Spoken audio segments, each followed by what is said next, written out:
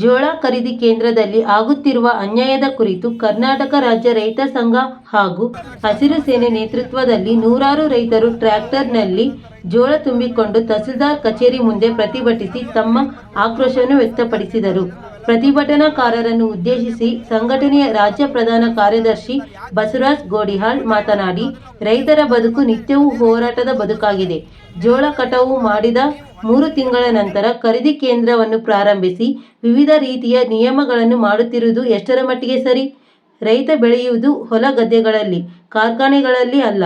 ಹವಾಮಾನ ವೈಪರೀತ್ಯಗಳ ಮಧ್ಯೆ ಸಾವಿರಾರು ರೋಗಗಳನ್ನು ಎದುರಿಸುತ್ತಾ ಜೋಳವನ್ನು ಬೆಳೆದಿದ್ದು, ಅದರಲ್ಲಿ ಸಣ್ಣ ಮತ್ತು ದೊಡ್ಡ ಕಾಳುಗಳನ್ನು ಬರುವುದು ಸರ್ವೇ ಸಾಮಾನ್ಯ.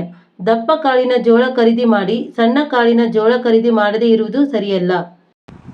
ರೈತರ ಹೆಸರಿನಲ್ಲಿ 4 ರಿಂದ 5 ಸರ್ವೆ ನಂಬರುಗಳು ಇರುತ್ತವೆ. ಅದರಲ್ಲಿ 1 ರಿಂದ 2 ಸರ್ವೆ ನಂಬರಿನಲ್ಲಿ ಭತ್ತ ಬೆಳೆದು ಉಳಿದ ಸರ್ವೆ ನಂಬರಿನಲ್ಲಿ ಜೋಳ ಬೆಳೆದಿದ್ದು, ಆದರೆ ಸಂಪೂರ್ಣ FID ನಂಬರ್ ಲಾಕ್ ಮಾಡಿರುವುದು ಸರಿಯಾದ ಕ್ರಮವಲ್ಲ.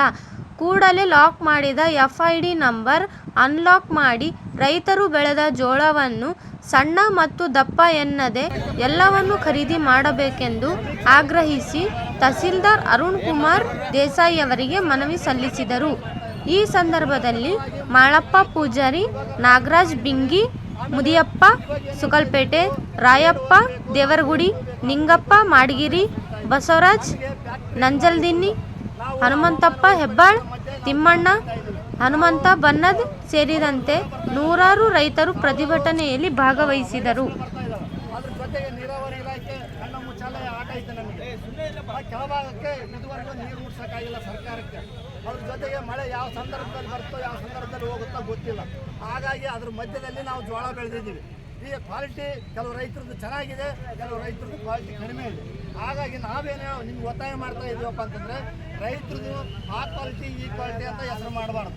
ಆ ರೈತ ಏನು ತಂದಿರ್ತಾನೆ ಅದನ್ನು ಜೋಳ ತಗೋಬೇಕು ನೀವು.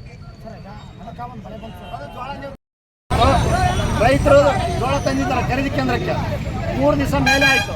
ಇಲ್ಲಿ ಸುಕಲ್ಪೇಟೆ ಸೊಸೈಟಿಗೆ 3 ದಿವಸದಿಂದ ನಾನು ಕೊಟ್ಟಿದ್ದಾರೆ, ಎಲ್ಲ ಕೊಟ್ಟಿದ್ದಾರೆ. ಅವ್ರು ಟೆಸ್ಟಿಂಗ್ ಮಾಡೋ ಅಂತ ಒಬ್ಬ ಅಧಿಕಾರಿಗಳು ಬಂದು ಅವ್ರು ಏನು ಹೇಳ್ತಾರೆ, ಸಣ್ಣ ಕಾಳಿದೆ, ಅವರಲ್ಲಿ ಕಪ್ಪು ಕಾಳಿದೆ, ಆಗಿದೆ ಈಗಿದೆ ಅಂತ 106 ಹೆಸರು ಇಡ್ತಾ ಇದ್ದಾರೆ. ಹಾಗಾಗಿ ಅವು ಯಾವುದು 106 ಹೆಸರು ಇಡಬಾರ್ದು. ರೈತರು ಫ್ಯಾಕ್ಟ್ರಿಯಲ್ಲಿ ಬೆಳೆದಿಲ್ಲ, ಹವಾಮಾನ ವೈಪರೀತ್ಯದ ಮಧ್ಯೆ ಬೆಳೆದಿದ್ದಾರೆ. ಹಾಗಾಗಿ ನಮ್ಮದೇನು ಒತ್ತಾಯ ಅಂತಂದರೆ, ಆ ಜಿಲ್ಲೆಯಲ್ಲಿ ಯಾವುದೇ ರೈತ ಯಾವುದೇ ಕ್ವಾಲಿಟಿ ಇರಲಿ ಅವನ್ನ ಹೆಸರು ಇಡಲಾರ್ದಂಗೆ ಖರೀದಿ ಮಾಡಬೇಕು.